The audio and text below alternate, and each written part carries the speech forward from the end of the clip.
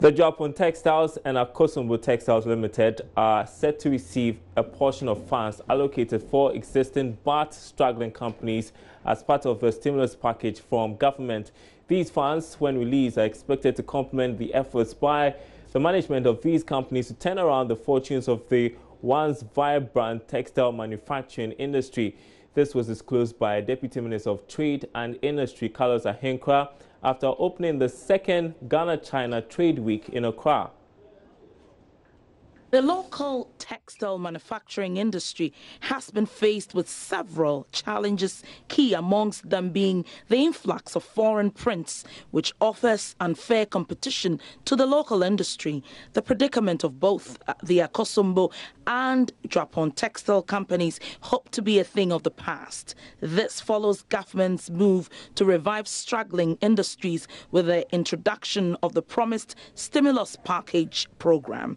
According to the Deputy Minister of Trade and Industry, Carlos Ahenkra, who spoke in an interview at the opening of the China Trade Week in Accra, 2 textile companies have completed the necessary documentations with their respective banks and are expecting the money in the accounts anytime soon. Though the Deputy Minister declined mentioning the amount to be allocated to each company, he believes the action will go a long way to turn the fortunes of the local textile industry around. Companies, and unfortunately I don't get that response that I want. So we're still joining, we're still talking to them. If they will listen to us, if they will understand that they have tried this particular process for a very long time and it hasn't worked. So they should try my vision too. They should try the ministry's vision, the new government's vision too, and see how we can also bring this to some kind of understanding for us to get the industry working again. If Japan and Akosombo, how soon are they going to get this money, this stimulus package? Well, for your information, I am not in office to check, but I can tell you without blinking an eye that the banks are talking to them to release this money to them anytime soon.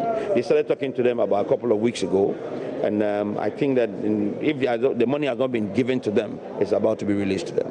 I can't mention how much money we are giving to Japan or Akosombo, for example, but I can tell you it's a very huge amount.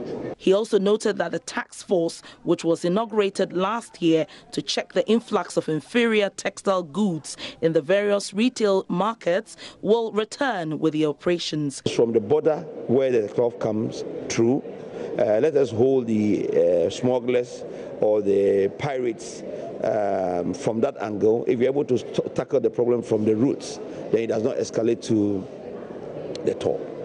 Then secondly, we have to identify the warehouses within the country where they put these cloths, and of course, enter and try and solve the problem from there. Whilst we are working on ways and means for them, the task force to enter the market. Some of the ways and means that I'm talking about is a discussion we've had with the GRA to roll on the textile industry with the tax stamp program. Today, every beverage that you see coming to the country has a Ghanaian tax stamp there stamped on. We want to introduce in the textile industry where every cloth produced in Ghana will have a tax stamp. The China Trade Week is a 3-day exhibition and conference to showcase the industrial machinery and the other manufacturing opportunities in the Chinese economy. The opening brought together over 50 exhibitors to showcase their high-quality products, advanced technology, and superior services, among others. Meanwhile, the Deputy Minister of Trade, Carlos Ahenkra, has described the recent demonstration by some textile workers as unfortunate. He says efforts put in place by government to address their concerns would yield fruitful results and therefore no justification for their action. That is a very unfortunate incident. Of course, I actually think that event was very unfortunate. I would call on my brothers and sisters from the textile industry to calm down. We, the MPP or the government of Ghana today, we suffer pain and seeing the textile industry going down the way it has gone so far. I told them some time back that I am a Temak boy, and a lot of my senior brothers, my siblings, were nurtured by these textile companies. Today, when I go down, I see GTMC and TTL and Co. gone down, and even the rest, the one that is existing, about to go extinct. It's not a pleasant sight for me. I don't enjoy it. But I say that we need to find lasting solutions to how to bring the textiles industry back to life. The problem you see there didn't start yesterday. It has been there many, many years. And try as they had, so far they've not found anything worthwhile to control the situation. So the government of NPP, the new government that has come into place only for about 1 year and some 2-3 months, we have gone round to listen to the people in the industry, and we have identified ways, pragmatic ways to solve this problem. Aviation next, and the Ghana Airports Company Limited says it hopes to increase the number of airlines flying the country from the current 37 to 50. Speaking to Joy Business at the launch of the 12th Roots Africa Conference and Exhibition, Managing Director for the Airport Company Limited, John Atefa, said Ghana could leverage the hosting of the international conference to attract more aviation investors into the local industry. The Roots Africa Conference and Exhibition, which is expected to take place in Accra, will see representatives of over 40 airlines, 50 airports and 15 tourism authorities to discuss air services to and from Africa. Managing Director of the Ghana Airports Company Limited, John Atefa, said the platform will be a great opportunity to attract more airlines into the country. We expect that the airlines who attend will see the facility we have, and some of them who may have had doubts about Kotoka's capacity and capabilities will begin to look again. We already have 37 airlines flying in here, but we think that we should be moving to about 50 pretty soon. So we expect that when they see those facilities, some of the doubts they may have had will be put to rest. Yes, we have some interest expressed. They are not finalized yet, so we cannot put their names out. But by the end of the Roots Conference, we'll be able to make a statement to the whole world. But we expect that definitely by next year, when T3 is fully operational, we should see a major increase in the number of airlines flying into Ghana. Minister for Aviation Cecilia Dapa further explains the conference is timely for Ghana to showcase the potential in its air transport market. There's been a forecast that Africa's aviation industry will grow 5.9%, which is above the world average. So it means the continent to look at for the future is Africa. And we, the stakeholders, must get our act together and make sure we are spruced up to face the challenge. I believe for Ghana, the aviation industry is ready to take up the challenge. The agencies are ready, Ghana Airports Company Limited and Ghana Civil Aviation Authority, as well as the ministry. The 12th Roots Africa Conference is scheduled to take place from the 16th to 18th of July 2018. The Ghana LPG Operators Association has renewed calls on government to withdraw the cylinder recirculation model initiated following the gas explosion at the Atomic Junction last year. The association says it believes the policy is an attempt to push their members out of business. The association is threatening to vent the spleen if the call is not heeded. Following the gas explosion at the Atomic Junction last year, Cabinet issued a directive for the replacement of existing LPG marketing and distribution systems with a cylinder recirculation model. The group says the speed with which the decision was taken and the urgency in the introduction of the CRM while investigations commissioned on the explosion were still ongoing baffled them. The speed with which the decision was taken and the subsequent urgency in the introduction of the CRM, while investigations commissioned on the explosion were then still ongoing, is really perplexing, worrying to the Ghana LPG Operators Association. This is because the CRM had been implemented before in this country and abandoned some 30 years ago in favor of the existing marketing and distribution system which has since sustained the LPG industry to date. The hurry by government, therefore, to revert to this once abandoned LPG marketing system, inadvertently to solve the so-called spate of explosions, and enhance penetration of LPG in the country more than meets the eye. President of the association, Togbi Adaklu, the fifth, says government must partner with them, not sideline them. Including the atomic junction explosion, point to lapses during the gas discharging process at filling plants. In solving this hazard, the Ghana National Fire Service, as part of its recommendations on the atomic junction explosion investigations, has directed all filling plants to give at least 2 days notice before the discharge of gas, so as to enable a fire tender and personnel to supervise the operation. Logbooks have been dispatched to filling plants to record the details of the discharging process. To Glibgo, this stems the tide of explosions and removes the need to classify gas filling plants as low or high risk. The question then is, why did government not wait for the Ghana Fire Service Committee of Investigation report on the atomic junction gas explosion? And then when the report was made available, were a reversal to the CRM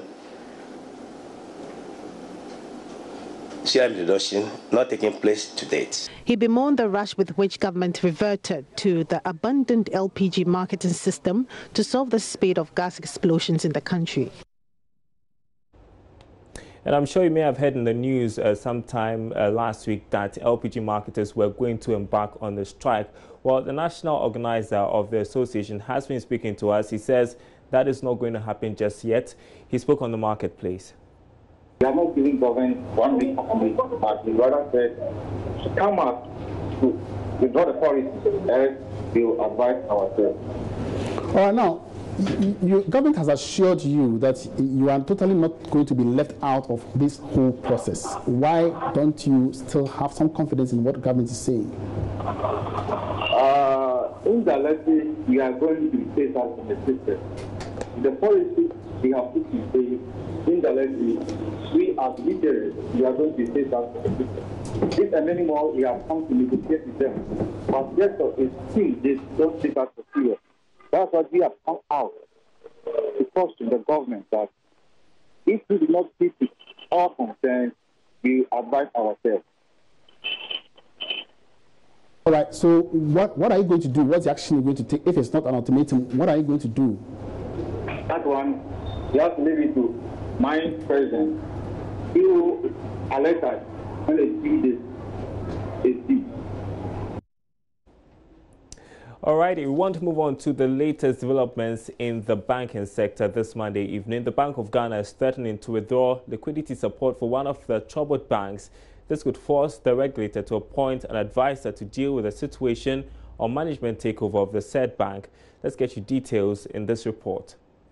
Sources say the communication from the Bank of Ghana was said to have been made last week. Even though Joy Business has the name of this bank, we would want to hold on to it for now. It is also unclear what might have influenced the regulator's decision to possibly take this action. But industry persons say it could be due to the fact that the current structures at the bank is not helping with respect to the funds that the regulator is pushing into this institution. The bank in question's woes have been worsened by the panic withdrawals from some of its prime customers over the past months. This has resulted in some serious pressure on its finances and even making it difficult to meet some demands of its customers and depositors. Now, 2 options might be left for the regulator. That is, if it goes ahead to take the said troubled bank of life support, then the regulator might be forced to appoint an individual to directly supervise the operations of a said bank, or be compelled to take over the bank by appointing an administrator.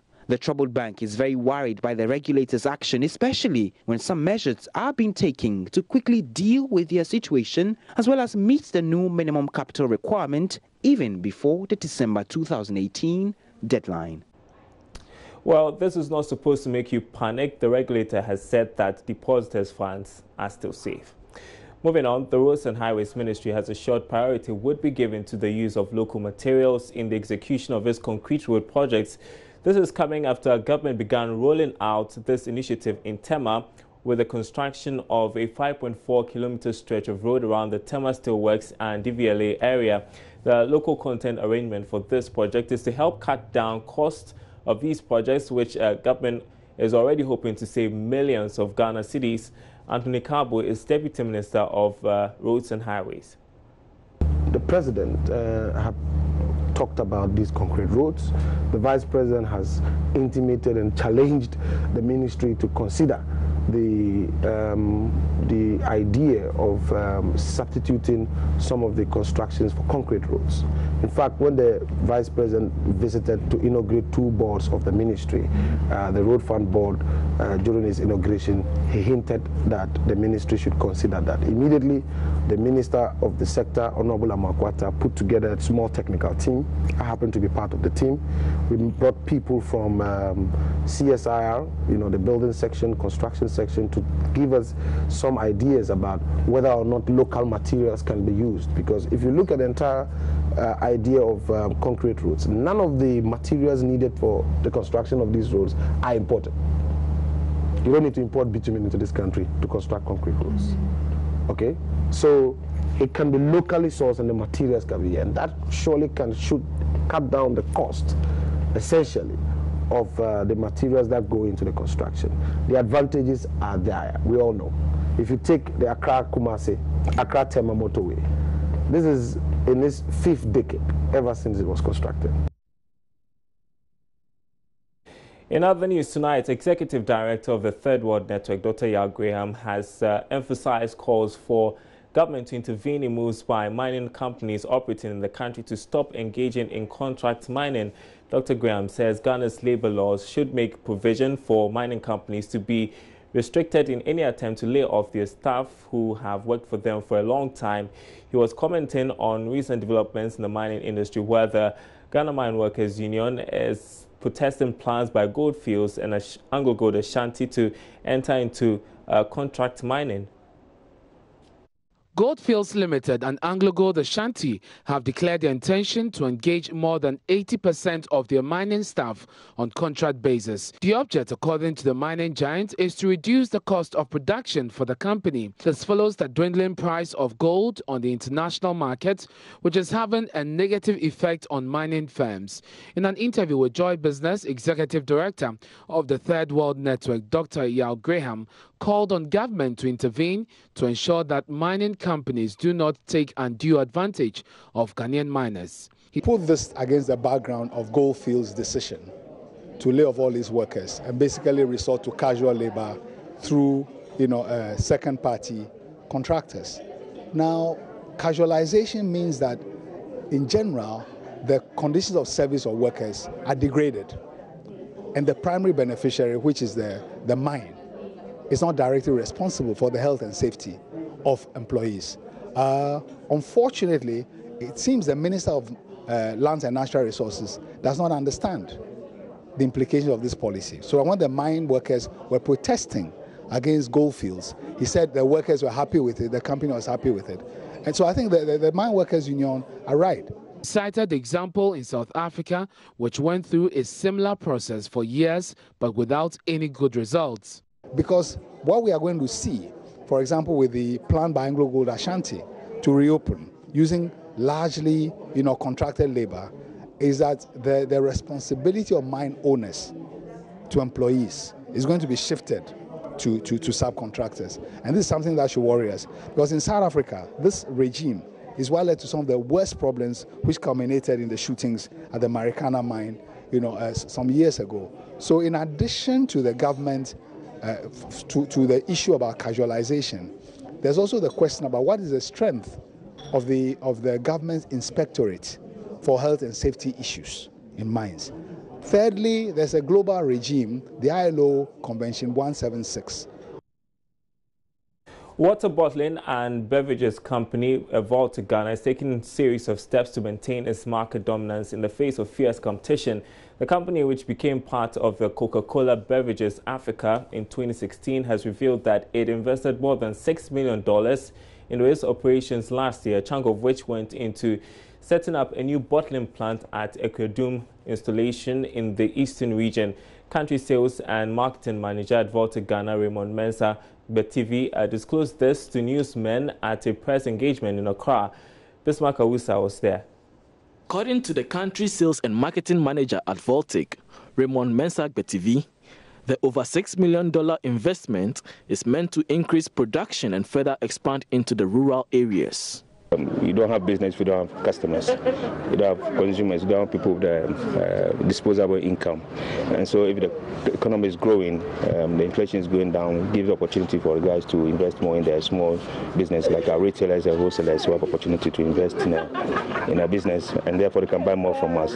As business also, we can also invest more, expand more, because we know there's a chance that there's markets for our produce. So clearly improving economic conditions will favor our business growth. Over the last years, we made $26 million into our Baltic business in Ghana here.